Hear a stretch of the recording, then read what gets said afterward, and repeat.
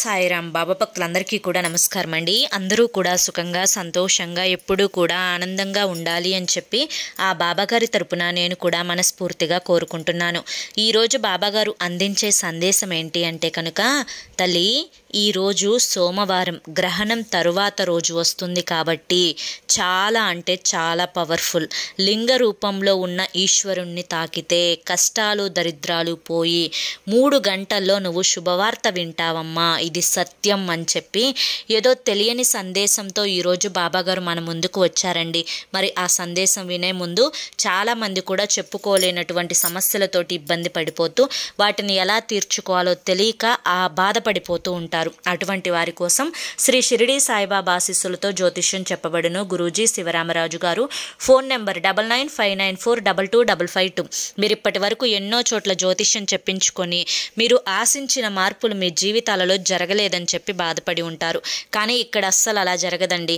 మీ సమస్యలు ఏవైతే ఉన్నాయో, ప్రేమ, పెళ్లి, ఉద్యోగం, రాజకీయం, సంతానం లేక ఇబ్బంది పడుతున్న, భార్యాభర్తల మధ్య గొడవలున్న, అప్పుల సమస్యలున్న, శత్రువుల సమస్యలున్న, అవేంటో మీరు గురువుగారికి వివరించి చెప్పినట్లయితే వాటికి తగిన పూజలు చేసి గురువుగారు మీకు రోజులలోనే పరిష్కారాన్ని చూపిస్తారు.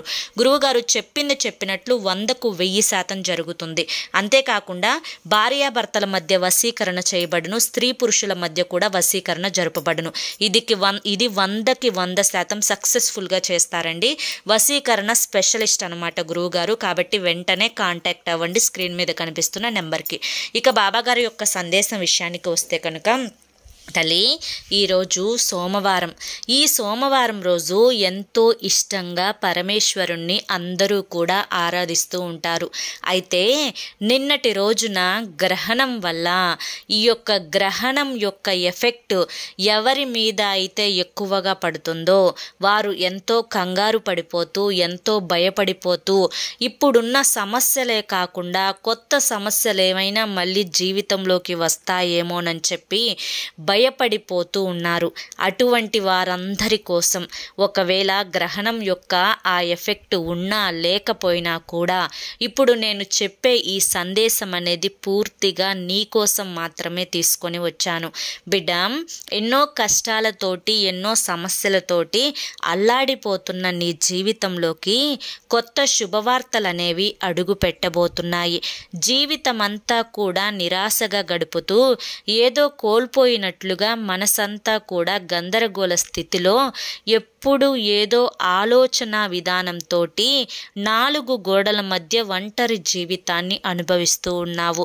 బంధువులే రాబంధువులుగా నీ మీద ఎక్కించి ఇతరులతోటి సాడీలు చెప్పి నిన్ను ఒంటరి దాన్ని చేసేసి వారు పండుగ చేసుకుంటూ ఉన్నారు.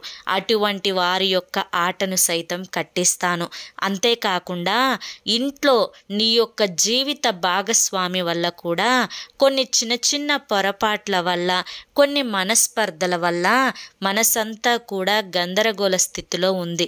ఏం చెయ్యాలో, ఎవరితో బాధని పంచుకోవాలో అర్థం కాక, ఎవరితో పంచుకున్నా కూడా తీరని సమస్యల గురించి వివరణ ఎందుకు అని చెప్పి మనసుని చంపుకొని జీవితంలో ఒక్కొక్క అడుగు బిడ్డల కోసం వేసుకుంటూ వెళ్తున్నావు.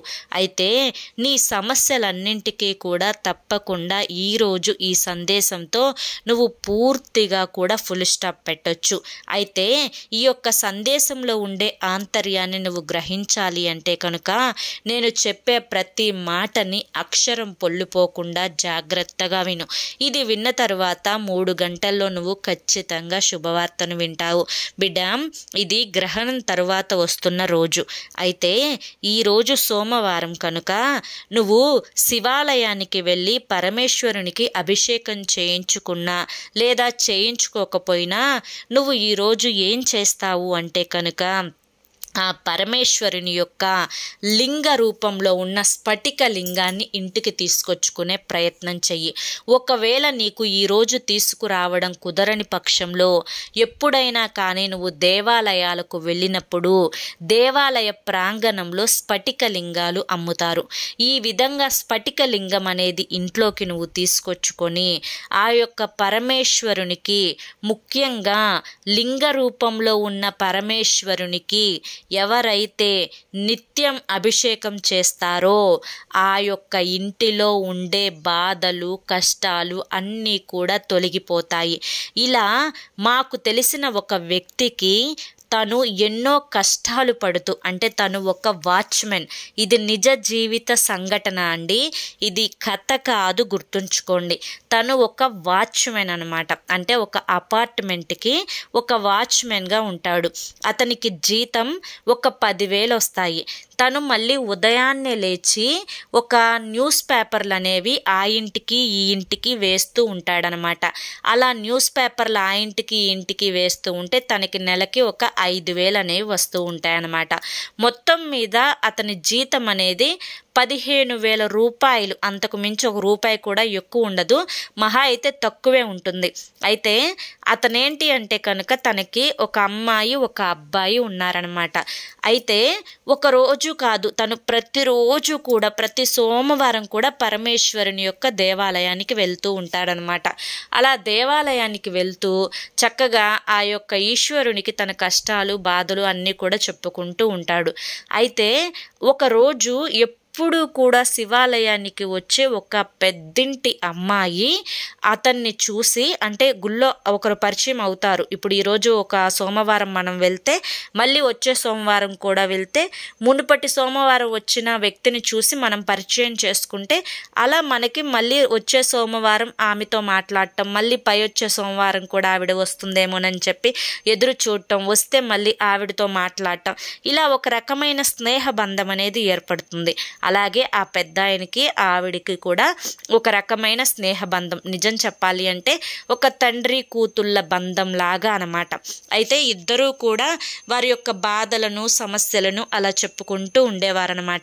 ఒకరోజు తను, అంటే ఆ యొక్క వాచ్మెన్ ఎవరైతే ఉన్నారో, బాధలలో నా కొడుకు చాలా మంచిగా చదువుతాడు, తనకి చదువు అంటే చాలా ఇష్టము, తను 10th క్లాస్లో కూడా మంచి మార్కులు తెచ్చుకున్నాడు, నేను మంచి కాలేజీలో చేర్పించాలి అని చెప్పి అనుకుంటున్నాను, తనని ఒక కాలేజీలో ఫ్రీగా అయితే 10th మార్కులు చూసి చేర్చుకున్నారు, తరువాత తనకి మంచిగా ఆ యొక్క ఇంటర్ కూడా పూర్తయింది, ఇప్పుడు తను మంచిగా చదవాలి అంటే కాస్త ఖర్చు అవుతుంది, కానీ డబ్బు లేకపోవడం వల్ల నా కొడుకుని చదువు ఆపేద్దాము అని చెప్పి అనుకుంటున్నాను అని చెప్పేసరికి ఆ అమ్మాయికి చాలా జాలి వేసింది.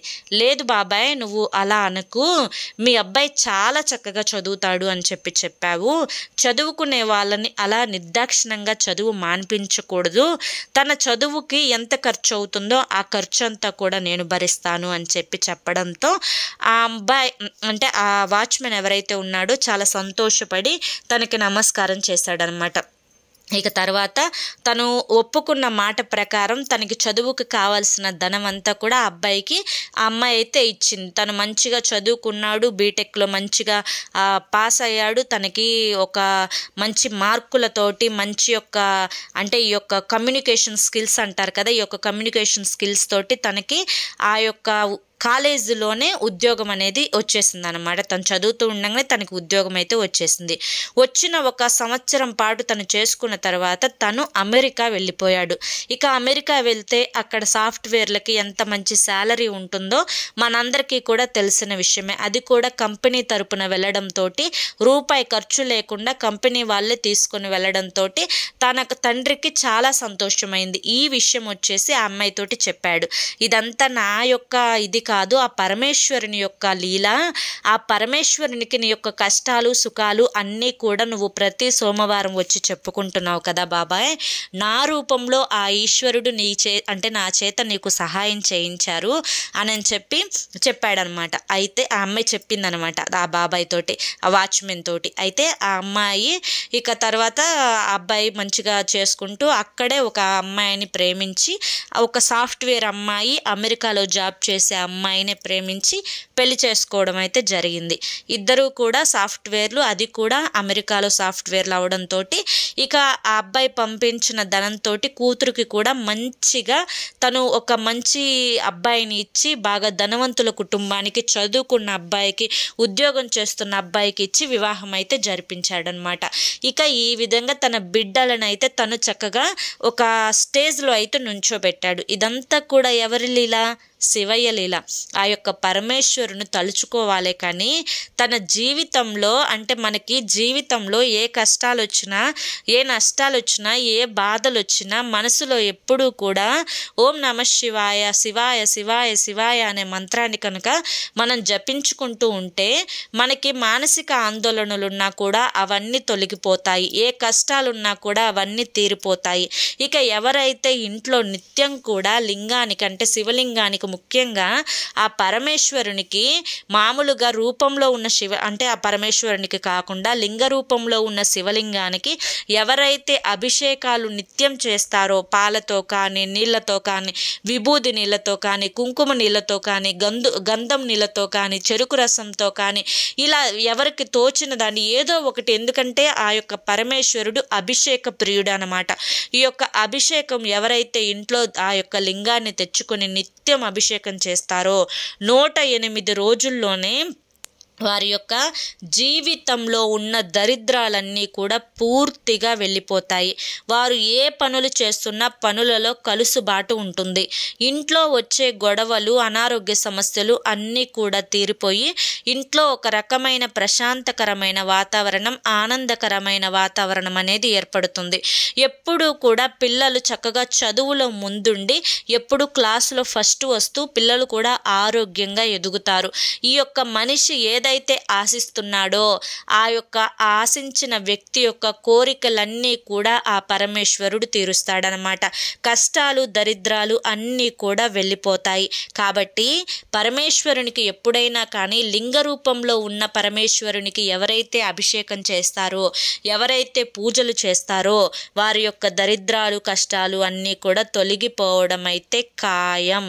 కాబట్టి ముఖ్యంగా ఈరోజు మనకి గ్రహణం తరువాత వస్తున్న సోమవారం కాబట్టి నిన్న గ్రహణ సమయంలో కొన్ని రాసుల వారికి చాలా చాలా ఎఫెక్ట్ ఉంది.